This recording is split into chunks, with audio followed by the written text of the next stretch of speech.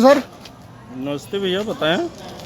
Sir हम लोग दृष्टि चैनल से हैं और आप अयोध्या जी से हैं, तो थोड़ा सा हम आपसे अयोध्या जी के विषय में या देश की राजनीति या अन्य विषयों पर 2 मिनट की बातचीत करना चाहेंगे।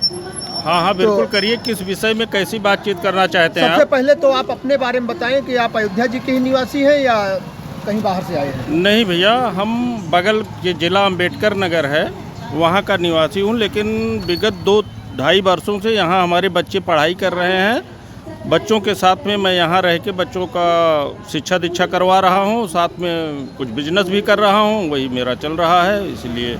अच्छा, तो पिछले आप 2-2.5 साल से अगर अयोध्या जी में है तो आपने अयोध्या को नज़दीक से देखा परखा होगा। तो अयोध्या जो 2-2.5 साल से आप देख रहे हैं और यहाँ के विकास कार्यों को देख रहे हैं, उसके विषय में कुछ बताएं। साथ ही योगी सरकार के प्रयासों के विषय में भी अपनी राय बताएं।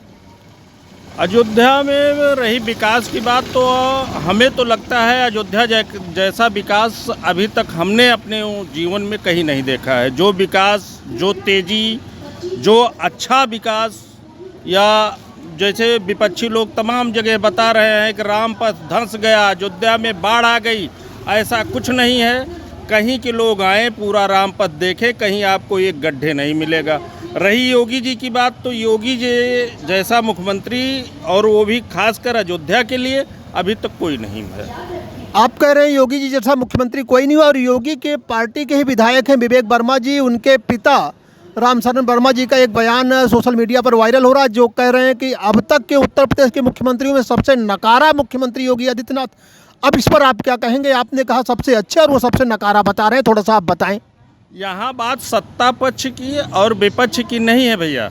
यहाँ बात यह है, जिनकी चोरी, बेईमानी, घुसखोरी, दलाली नहीं चल पा रही है, वही लोग योगी जी को नाकारा कह रहे हैं, चाहे वो सत्ता पक्ष के हों, चाहे वो विपक्ष के हों। और योगी जी इन लोगों की बेईमानी, चोरी, भ्रष्टाचार ये सब चलने नहीं दे रहे हैं, तो योगी जी इनको सबसे नाकारा लग रहे हैं, क्योंकि इनकी अपनी दुकान तो चल नहीं पा रही है। और आप सामने देख लीजिए, योगी जी को तो अपने बेटे को मुख्यमंत्री नहीं बनवाना है ना, लेकिन ये अपने बेटे में मुख्यमंत्री की झलक देखना चाह रहे हैं। तो यही लिए इनका हमें लगता है दिमागी संतुलन खो गया है। अच्छा, आपके हिसाब से जो दलाल टाइप के लोग हैं, जो भ्रष्ट लोग हैं, उनके बुरे दिन हैं, तो अच्छे दिन किसके हैं? अच्छे दिन जो अच्छे लोग हैं उनके अच्छे दिन हैं। व्यवसायी के तौर पे आप कैसा देख रहे हैं? व्यवसायी सबसे अच्छे हैं, व्यवसायी सब खुश हैं। आप किसी से पूछ लीजिए, यहाँ अयोध्या में जितने ई रिक्शा वाले हैं, कोई 2,000, 2,500, 3,000 से नीचे डेली की आमदनी नहीं है उसकी। किसी दुकान वाले से आप बात कर लीजिए, उस दुकान वाले की जो है 4,000, 5,000 की आमदनी है। यहाँ अयोध्या में जो लोग टीका लगा रहे हैं, टीका का मतलब चंदन होता है, जो लोग चंदन लगा रहे हैं वो भी 2,500-3,000 रुपये डेली कमा रहे हैं। और जो लोग फूल बेच रहे हैं उनका धंधा बहुत आगे निकल जा रहा है। फूल बेचने वाले, फोटो बेचने वाले, ये जो एक आती है अंगोछा कहते हैं हम लोग, उसे रामनामी भी कहा जाता है, वो बेच के लोग जो है तमाम पैसा कमा रहे हैं। और उन लोगों को, एक ई रिक्शा वालों को आप ई रिक्शा से उतार के अगर कहो चलो मैं तुमको 12,000, 15,000, 20,000 की नौकरी दे रहा हूँ, वो अपना ई रिक्शा छोड़ के नौकरी करने नहीं जाएगा। इस तरीके का अयोध्या में विकास हो रहा है। लेकिन बेरोजगार तो ये कह रहे हैं, यूपी के जो पढ़े लिखे बेरोजगार, वो कह रहे हैं कि उत्तर प्रदेश में योगी सरकार में नौकरियां ही नहीं है, और इस हिसाब से वो भी योगी जी को नकारा बता रहे हैं। योगी जी को नकारा बताए तो भैया, जिनकी चल नहीं पा रही है, जो करना नहीं चाह रहे हैं, जो एकदम दारूबाज हैं, गजेड़ी हैं, यही लोग योगी जी को नकारा बता रहे हैं। नहीं, मैं पढ़े लिखे लड़कों की बात कर रहा हूँ। तो पढ़े लिखे इंटर और हाई स्कूल पास कर लेना, और उसके बाद जाके किसी चैनल पे बोल देना और बता देना कि हमको नौकरी नहीं मिल रही है। उनसे पूछ लिया जाए, अगर कोई सवाल पूछ लिया जाए, ग्रेजुएशन का मतलब पूछ लिया जाए, तो उनको मतलब ही नहीं पता है और उनको नौकरी चाहिए। आप कितना पढ़े लिखे? मैं तो 8.5-9 किताब पढ़ा हूँ भैया, कक्षा 9 में था, उसके बाद पढ़ाई छोड़ दिया। आपने पढ़ाई क्यों छोड़ दिया फिर? हमारी स्थिति नहीं थी। हमारे पिताजी, मैं 11 साल की उम्र में हमारे पिताजी बीमारी की वजह से उनकी मृत्यु हो गई, और उसके बाद हम लोग बेसहारा हो गए। उसके बाद हम लोग अपने पैरों पे खड़े हो गए। इन लोगों की तरह सरकार से भीख में नौकरी नहीं मांगे। आज हमारी कंडीशन ये है कि हमारा अपना खुद का घर है, हमारा बिजनेस है, हमारे पास 4 ट्रकें हैं, मेरा ट्रांसपोर्ट है, मैं आज 15 सालों से अपनी कार से चल रहा हूँ। अगर योगी जी या उस समय के मुख्यमंत्री जी हमको कोई नौकरी दे दिए होते 40-50 हज़ार 60 हज़ार रुपये का, तो मेरी स्थिति ये होती मैं कार से नहीं चल पाता। आज मैं अपनी कार से चल रहा हूँ भैया। डेली 1000 रुपये का तेल खर्च हो जाता है, 2-4-500 रुपये जो है अदर खर्च हो जाता है, 1500 रुपये 2000 डेली खुद का मेरा खर्च है, 45-50 हज़ार तो महीने का मेरा खर्च है भैया। और उसके बाद लोग कह रहे हैं नौकरी नहीं मिल रही है। अच्छा, अभी आपने कहा कि आप बच्चे को पढ़ाने के लिए अयोध्या जी आए, तो अगर आप अंबेडकर नगर जैसे छोटे शहर को छोड़ करके अयोध्या महानगर में बच्चों को पढ़ाने के लिए आए, तो आपकी भी तो ख्वाहिश होगी कि बच्चा चल करके आगे सरकारी कोई नौकरी करे? नहीं, हम अपने बच्चे को सरकारी नौकरी नहीं करवाएंगे। हम अपने बच्चे को शिक्षित बनाने के लिए यहाँ उसको पढ़ा रहे हैं। हम अपने बच्चे से बिजनेस ही करवाएंगे। एक अंतिम प्रश्न आपसे, वो ये है कि जैसे तमाम विपक्षी दल जो अयोध्या को अछूत समझते हैं और यहाँ नहीं आना चाहते, उसकी तुलना में आप देखते हैं कि योगी जी लगातार अयोध्या आते हैं, भाजपा के तमाम नेता आते हैं, तो एक अयोध्यावासी होने के नाते आप विपक्षी दलों को इस विषय में क्या कहना चाहेंगे कि अयोध्या उनको अछूत क्यों लगती है?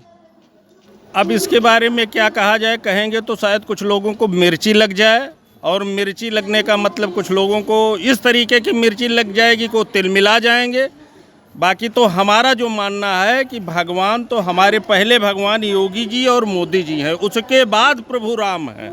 अगर योगी जी और मोदी जी ना होते तो आज हमारे राम, प्रभु राम के हम दर्शन ना कर पाते, ना उनका मंदिर बन पाता। तो हमारे इस कारण से हमारे पहले भगवान योगी जी और मोदी जी हैं। हम पहले योगी जी और मोदी जी की पूजा करते हैं, उसके बाद प्रभु की पूजा करेंगे।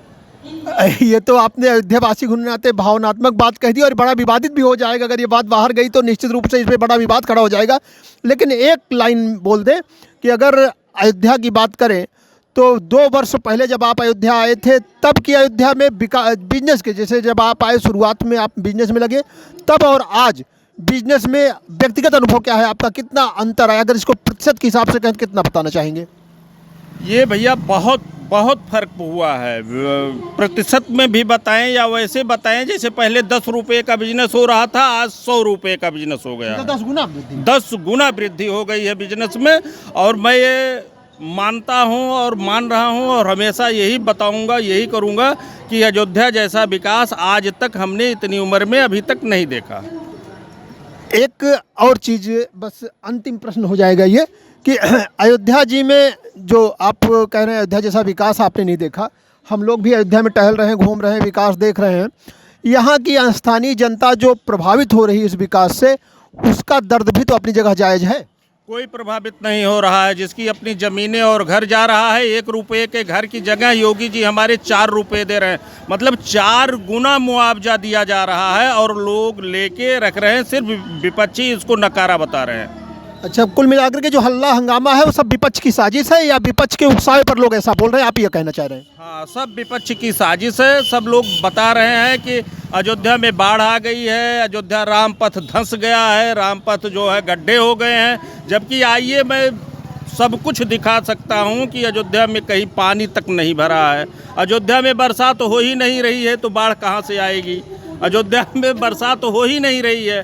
पूरा रामपथ जितनी दूर बना है, पूरा रामपथ वहाँ से लेके वहाँ तक एकदम क्लीन है, कहीं कोई दिक्कत नहीं है। एक छोटा सा गड्ढा आपको नहीं मिलेगा। चलिए, आपने लोक दृष्टि से बात की, आपका बहुत बहुत धन्यवाद।